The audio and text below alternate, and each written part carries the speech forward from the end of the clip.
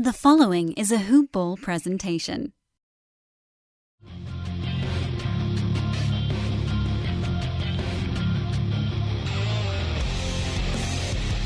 Welcome to the Fantasy NBA Today podcast. It's Gambling Tuesday. I wanted to do my Philly gambler voice to start the podcast today. It's Gambling Tuesday, everybody. Welcome to Fantasy NBA Today. What's going on, guys? You're listening to the right podcast. Dan Besbris, Neil Rochlani. It's Tuesday on Fantasy NBA Today, which during the offseason means we're talking gambling. Because we got 5 shows a week, and there are not 5 shows worth of fantasy basketball things to talk about every week in the offseason. Neil, I'm almost able to speak at full volume again, and I feel like $1 million, or I feel like about 999,000 short of $1 million. How are you today? You look like $1 million. So yeah, this is great to be back on. I thought I was on the wrong show at first too. So good to know this is the right show. And, yeah. Yeah, I can't believe I left my webcam on. I don't know why I did that. I should have checked to make sure there wasn't anything weird going on in the background. I guess it's clear. I'm actually going to turn it off mid-show in case like the kid wanders through here naked, because it is coming up on bath time, and you don't know what might go down at bath. I have no idea what might go down at bath time. Yeah. How are the playoffs going for you so far? So far, so good. You know, I took Denver when they were even money against the Spurs, so that kind of nice. Barely worked out, but it worked out. Yeah, I felt pretty comfortable about that bet, so I never hedged off it. I've got one going on right now as we speak. One bet. We'll see if that clears. I've got the over on tonight's Denver-Portland game. So Neil obviously revealing that we are recording this podcast. Oh, sorry. Yes, no, that's okay.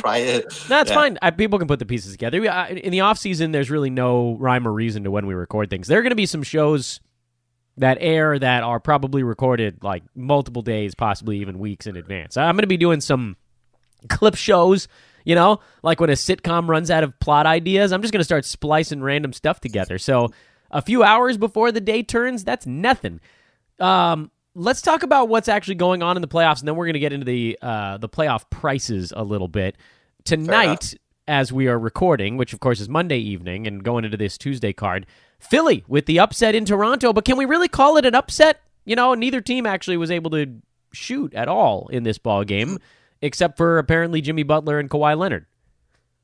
I don't think it was an upset. I think this is going to be a long series. I think both Eastern Conference series are pretty tight. So I'm not expecting. I didn't think it was an upset. I thought Philly might win tonight. I didn't put a wager on it, but I think they've got they're too good just to go away. So I think Kawhi did not shoot as well tonight. They made some defensive switches, I believe.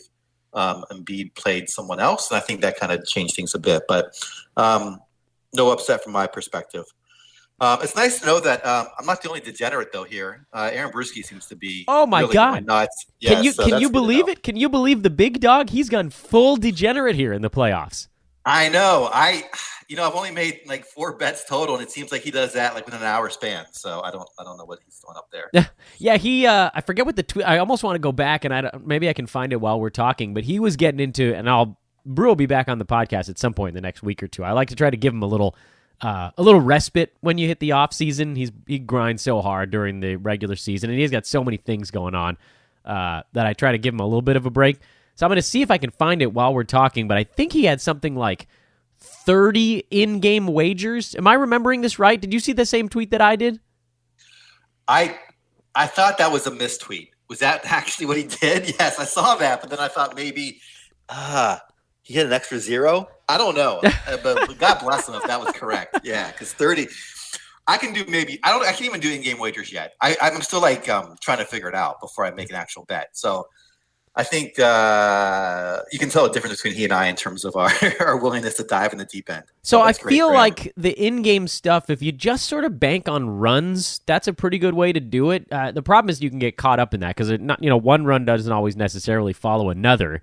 Right. But if it works out in the right favor, and here's the tweet, by the way, Brew on the 27th, so that was Saturday. I'm going to read it verbatim. And then, so I want everybody that's listening the offseason, you guys know who you are, the crazies, those of you that listen during the offseason. I want you guys to go harass him about it and give him a hard time. Tell him Dan and Neil sent you.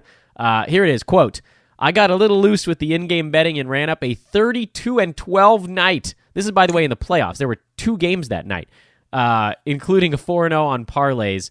But 2, he says, were throwaways, so we'll only count the 2 and move back to 18, 11, and 2.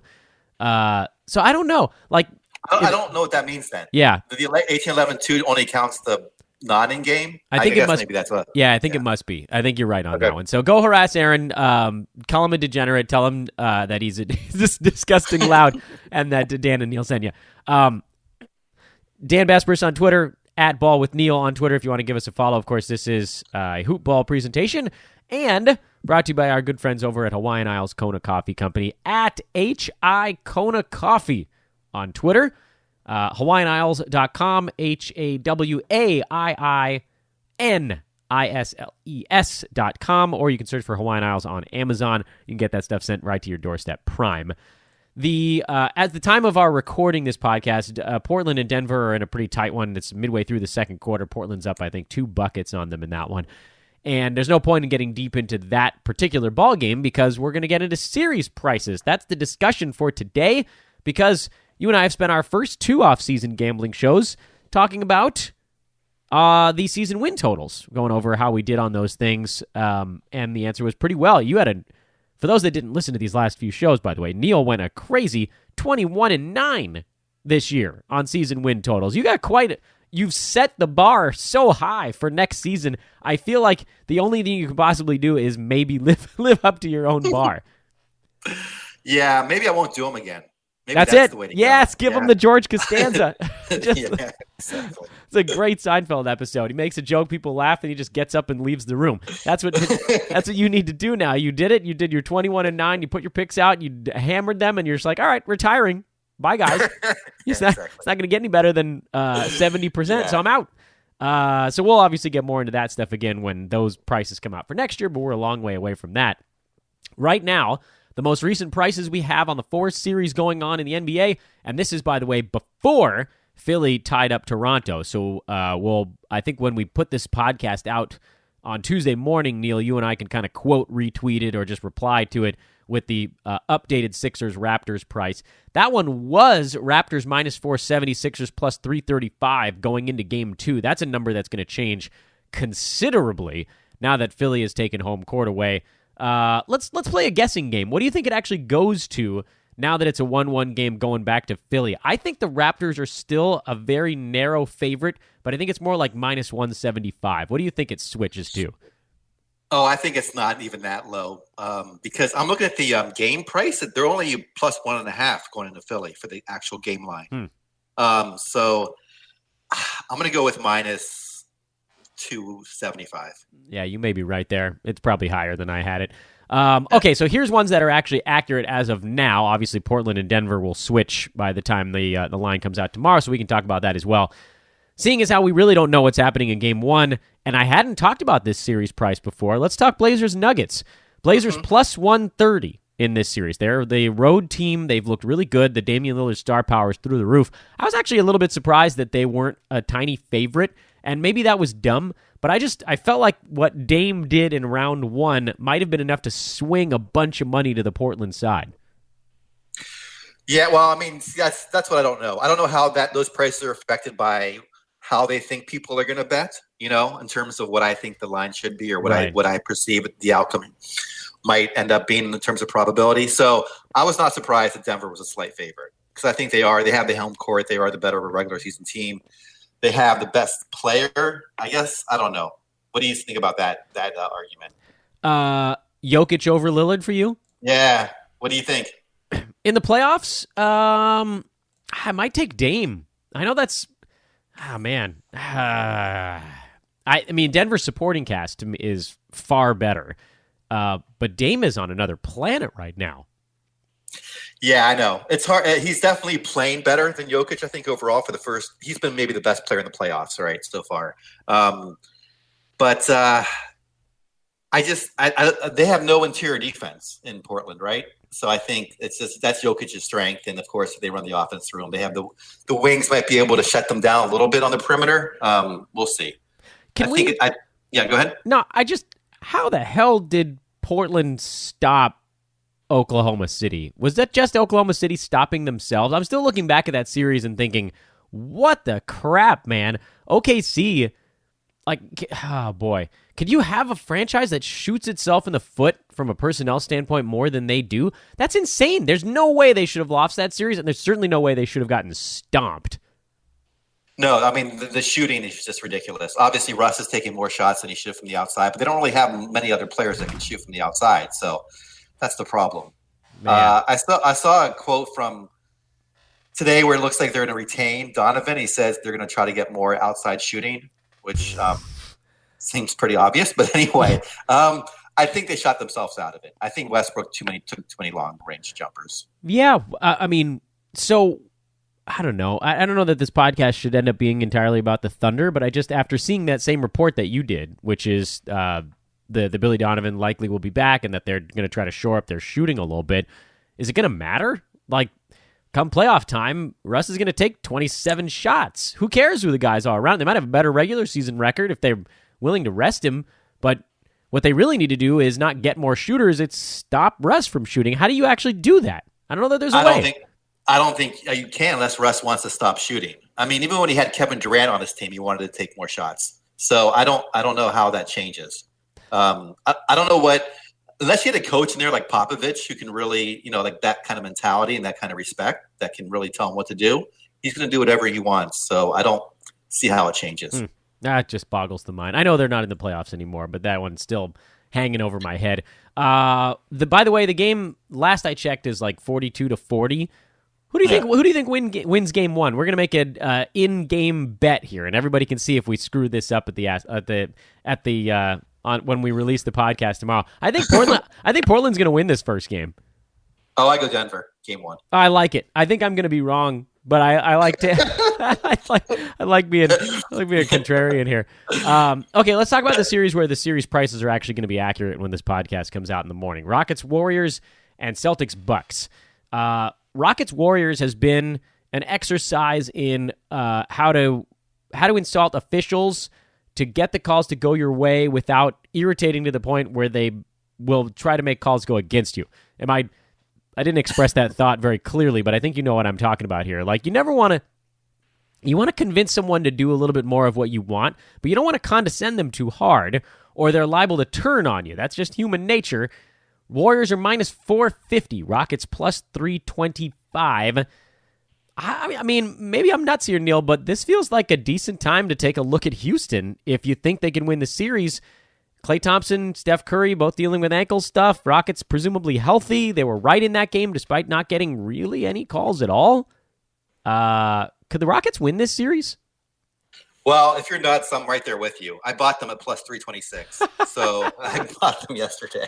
I think this is going to be a long series. So I just think this price might be the best price. Obviously, if they go down 0-2, there's going to be a slightly better price. But I think going into tomorrow, I would not be surprised if they won the game. So I think the value's on the Rockets. I mean, I'm seeing that like a 24% chance, basically, the plus 325.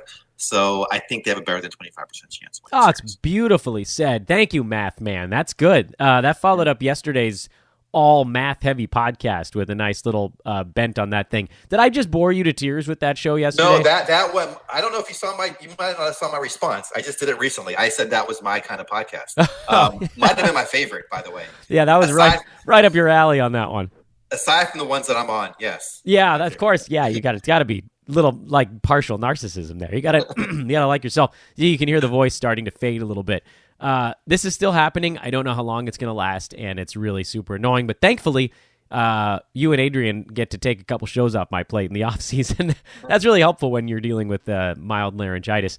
So let's play a little exercise in Rockets Warriors before we move on to Celtics Bucks. I want to spend a few minutes on each of these two. Since these are the ones that are coming up tonight, these are the games that are happening, these are the prices that are accurate.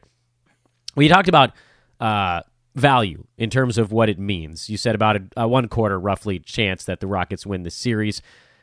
You feel like the odds of them winning the series is better than that. The price didn't change much between game 1 and game 2. I believe this series was it like minus 300 before the first game, and then it went up to minus 450. That's a small one considering a team just got one out of their 4 victories in a series. I guess folks just expected the Warriors to win game one. I'm with you. I think that if the Rockets are going to win I think the Rockets might win this second game. I have no idea what happens if they go back to Houston. But it's nice to try to play the series out in your mind. So you and I both think the Rockets could win game two. If that happens, do the Warriors then win game three? My head says yes. My heart says no. So which one do you go with? Neil is a lover, by the way. He's yeah. No, I think the Rockets actually go up 2-1. How crazy is that? Wow. Okay. Yeah. So this and then is Golden State gets serious, and we see what happens. I'm gonna diagram this. I think this is a good exercise in a little bit of game theory type stuff. So you think that we'll do this from the Warriors' perspective, or it doesn't really matter what perspective we do. We'll just say Golden State wins the first one. We think Houston wins the second one. You say Houston wins the third one as well. So that definitely makes right now the perfect time to get in on Houston. And you're saying after game three is when you would get back in on Golden State. Yeah, at that point I'd have to hedge because I think Golden State would still be – I still see them as the favorite. And I don't think their odds have changed that much in my terms of win percentage. So the series, even though the lines would have changed drastically.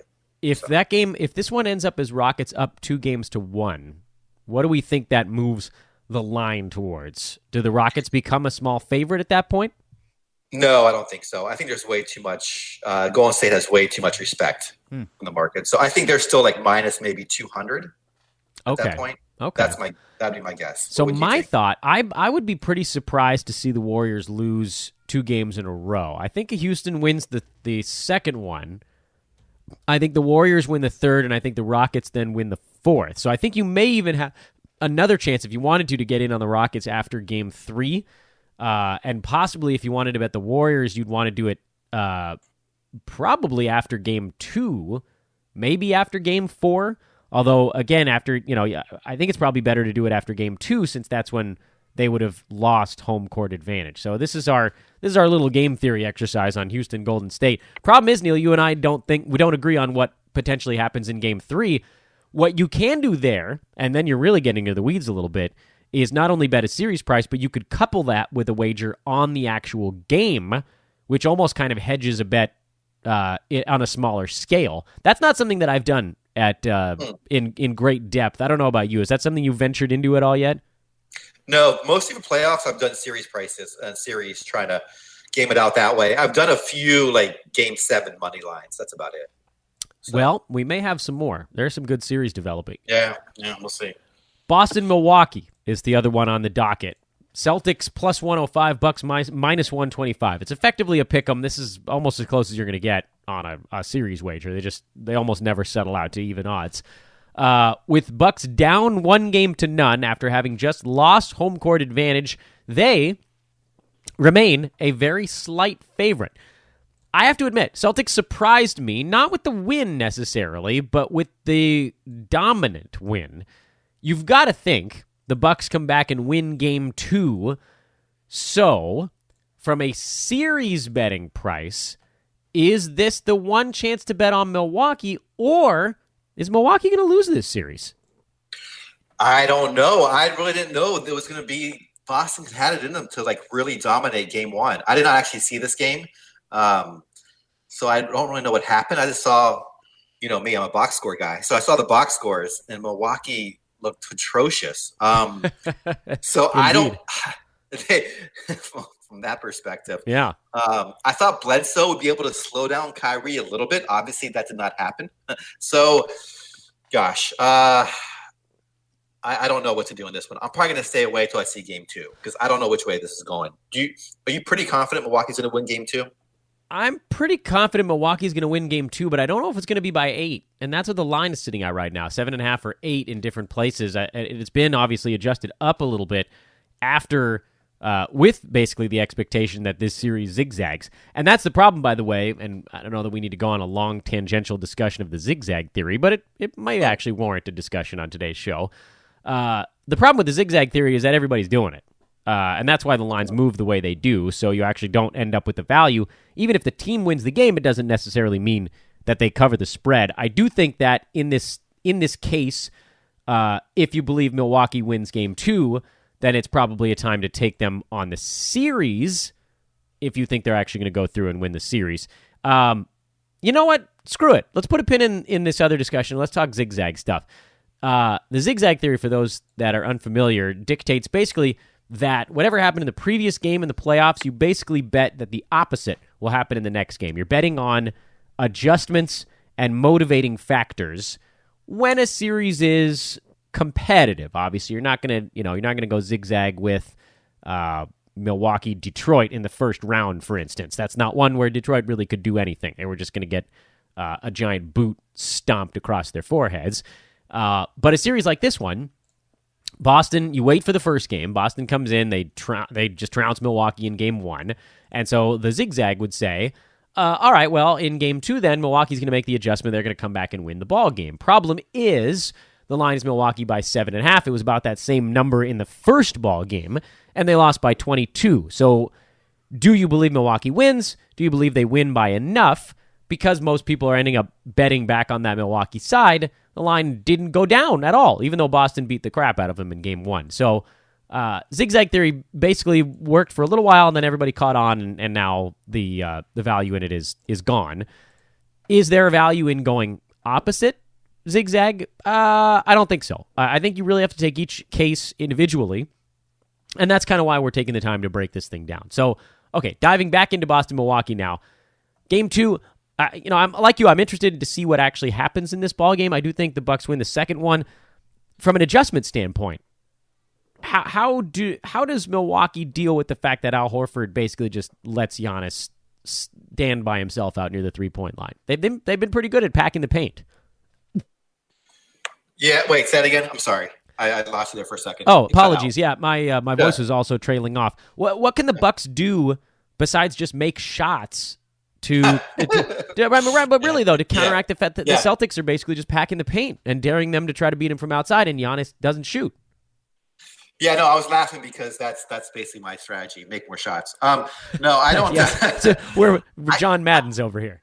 Yeah, exactly. No, I think it's more defensive than anything else. I'm surprised Milwaukee's defense gave up 112 points to them. I know they've obviously got to score more than 90, but I think the bigger adjustments is going to be slowing down Boston and trying to find a way to contain Kyrie. I mean, obviously, he's a great individual player, but I don't think both. I don't know. I don't know enough about X and O's to really break it down, other than they've got to get Giannis better looks. They've got to allow Bledsoe's got to be a bigger factor along with Lopez. So I'm just surprised those guys basically did nothing in game 1. In summation, Neil, you like the Rockets before game 2 at Golden State. You'd rather sit out Boston, Milwaukee until after you see what happens in game 2. Only because I did not watch and I did not expect this outcome. So I really have no idea what happened. Yes. Well, let's do a little game theory on Philly-Toronto. Yes. What do you think happens now with this series going back to Philadelphia? What happens with games? Oh, I think Toronto wins game 3. Interesting. Okay, so if you were looking at series prices, and we don't have that yet. We're just making it up as we go. This would be the time you'd consider betting on Toronto. You think Toronto wins the series when all is said and done? Yeah, I wanted to take them. They're up to we'll see. Yeah, they're up minus 465 when I last saw. But yes, if they were to drop to minus, I don't know. Yeah, if they were to drop below a 60% win probability, I would take them for sure. All right, smart guy. What does that mean from a money line perspective? Yeah, that's 180, which I don't think is good. That's 170. You don't think it's fallen that far? No, it's 150. I'm stupid. Sorry. No, yeah, it's 150. Yes, Neil. Fall to maybe 275. Yeah, Neil, you're a real stupid over there talking about what 60% corresponds to on the money line. I'm sure all of us over here, we just had the numbers and we were just waiting for you to make a mistake there. You stupid. Yes, obviously. I'm kidding, of course, Neil. None of us had the number offhand. You were the only person that knew what that corresponded to immediately. So you think Toronto wins game 3? Does Philly then come back and win game 4 to even the series up? Or does Toronto now make the adjustment that just carries them the rest of the way? Because I think you said you thought this one was going for a long haul.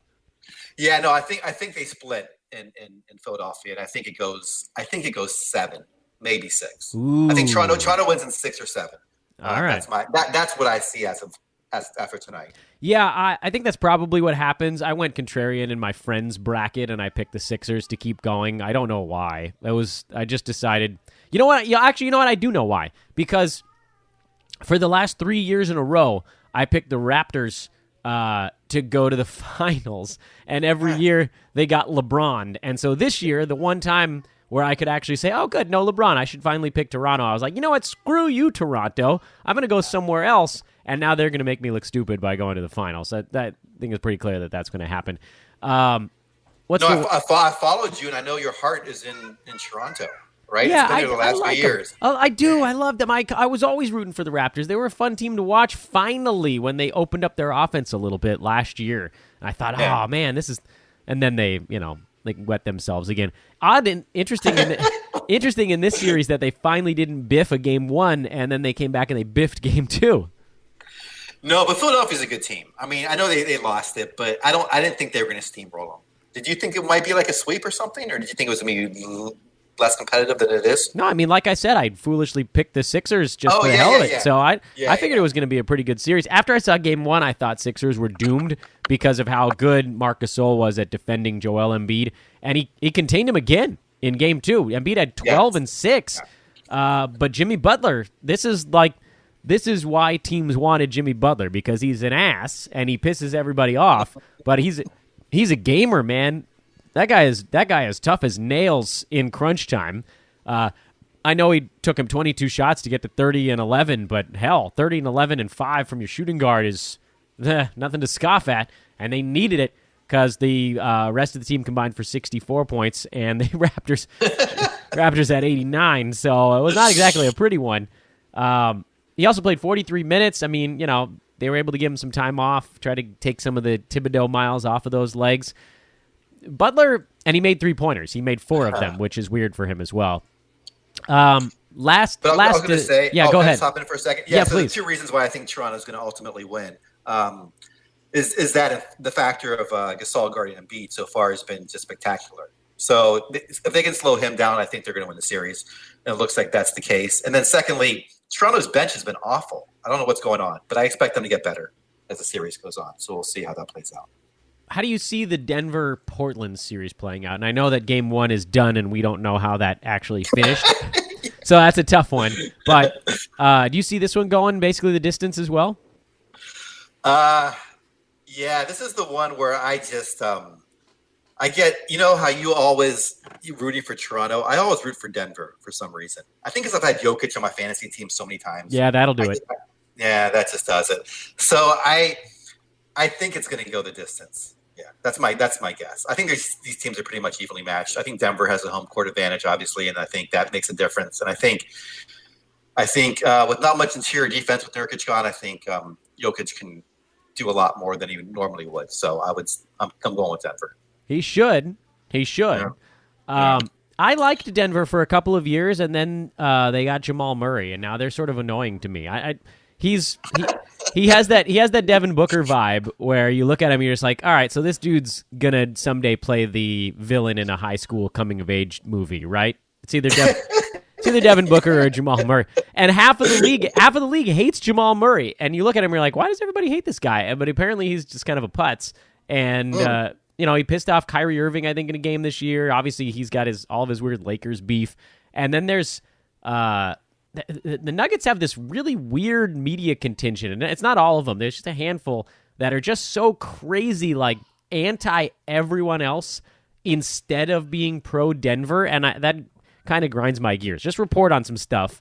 I mean, like Sacramento, I get it with some of their media being anti everything else because they've been through the ringer a little bit with an almost move of the franchise, and they kind of got the short end of things. But dude, Denver, you've been fine, man. Why does everybody got to be so mad all the time? Life is good. Life is good. It's beautiful out there, right? Yeah. Denver, nice city. You got the mountains. You got 300 days of sunshine. I don't know what's going on. Yeah, it's lovely. Why is everybody so mad? You got a good basketball team. I love Jokic. I just can't stand Jamal Murray. That's my take. And then obviously Gary Harris was a huge letdown in fantasy, and Will Barton was a huge letdown in fantasy. So there's kind of a funky taste. I didn't have that many Bartons or Harrises on my teams this year. But those that did were annoyed by their presence. Those are two of the worst picks in all of fantasy this year, interestingly enough, based on... I avoided them as well, so fortunately that worked out as well. I thought Harris might take a step back. So, I agree with you. I had no Gary Harris's. I think I had one Will Barton's. I do also want to mention I love Dame. I love Dame. So if he wins, obviously I'm going to be happy. But so then, cool. I don't want to see him get stomped by Golden State again. That just kind of scares me. Dame is such a stud. And there was his quote about pressure was freaking hilarious. It was amazing. Like, not hilarious, but just brilliant. I thought that was great. Everything that he's done lately, I thought was great. The wave to Oklahoma City, the stare at the camera. Dame is on fire these days. So we'll find out. You guys will let us know. This is like, what is that called? Like dramatic irony, where the audience knows stuff that the actors don't know. Am I getting my weird old theater lingo right? I was never... Dan, I'm kind of stupid. I have no idea what you're talking about. Yes, clearly, Neil. Neil is the stupidest. Anybody that's listening to these podcasts knows that Neil is he's just a total dullard. A real tree stump over there. Doesn't even know what 60% corresponds to on the money line. Neil, next week maybe, well, we'll obviously do some more playoff stuff because fun things happen. But next week we'll start to dig into a little bit of the things that you've been working on from a deep dive standpoint. So I'll let you pick whichever one you want to get into. And it's so cool. I know you got a ton of things over there you're working on. Yeah, the things we talked about during the season for Gambling Trends. Hey, before we get into that though, I want to throw it back to you on the that absolute value and the draft pick analysis you did. That was amazing. You liked it? Yeah. Well, obviously you talked about it today and you sent me the spreadsheet and I've been pouring through it, and it's amazing that it does go to so much variance a lot quicker than I thought on the draft picks. Well, basically, there's a Gary Harris line from this last season. Yeah. The line is Gary Harris. Typically in my drafts, I usually go the first 3 picks safe. Mm-hmm. And then I go a little bit on how's my team build. I wouldn't say I reach anywhere until like round 7 or 8, but that might change based on this. We'll see. I mean, the question really is this the new normal? And it's tough to know from just one season of data, because the previous couple of seasons were in relative agreement with one another that weird inflection point was closer to, I think it was like 65 one year and 75 one year and 70 and 80, and it was hovering in that 65 to 85 range. And so I thought, to some degree, we were developing a theory, which was like, all right, you can basically go wherever you want around pick 70. That was 75, I think, I started calling it no man's land. And then I ran the numbers on this year and thought, bleep. I don't censor myself. Oh, bleep. It's like 3 rounds earlier. What the hell? So is this the new normal, or was this just one massive whiff? Because I don't know why. What could have possibly gone into it? So I don't know that I want to make a massive adjustment and just totally abandon what I'd been doing, which was like staying pretty reasonable through the first 4 or 5 rounds, and then round 6, 7, that's where you start to get a little nuts. But based on this last year, you could go nuts by the end of round 4. Yeah, I mean, clearly I'm not going to go that early, but I might start to think about when do I take a gamble? Because usually I would wait till like round 7 or 8. And now maybe I go back 1 round earlier, knowing it's not that safe as I thought it was with the rankings. Yeah, that's a good point. You just adjust it a little bit. You don't go entirely to the new data. You don't completely abandon the old data. You just work in the new stuff and say, okay, well, maybe it's, we'll click it. You got a little dial. The dial goes from round 1 to round 15, and it was sitting on round 8 or round 7 or something like that, depending on how many teams are in your league. And maybe instead of clicking it all the way down to round 4, you just click it from 7 to 6 or from 8 to 7 or something like that. That makes I also do all my own projections, but I definitely utilize other sites as well. So they have an influence over what I do. So I'll see how it plays out. I'll see how much how different I am than the real ones, and then perhaps adjust accordingly. Yeah, and we'll obviously have a lot of time to talk about it as next season approaches. The wonderful, the marvelous, the totally stupid. Neil Rochlani. At Ball with Neil on Twitter. Oh boy. Yeah, you should have never said that. You really shouldn't have said that. That was the self-deprecation as you were attempting to come up with a number that nobody else had at the tip of their tongue was just I couldn't let that one go. At Ball with Neil on Twitter. I'm at Dan Besbris. Neil, you are back on Thursday with Ethan. Am I getting my days right now? Thursday with Ethan. First time I'm going to Nice. speak with him. I'm excited to, I was going to say sit down and chat with him, but I guess hang out and chat with him. That's right. So, You're going to Google Hangout with him. If you didn't if you had enough Ashkenazi Hebrews from Southern California, well, I have bad news for you because Ethan is just like me. So you'll get stuck with another matzo ball on Thursday. Thanks for listening, everybody. This was Gambling Tuesday on Fantasy NBA Today. Back tomorrow with Brandon Marcus and myself, Neil, on Thursday with Ethan, and then Adrian and Coach will wrap things up on Friday. Enjoy the playoff games. You can tell us how stupid we are when these games go final and we're totally wrong about them. We're fine with that. We'll talk to you tomorrow.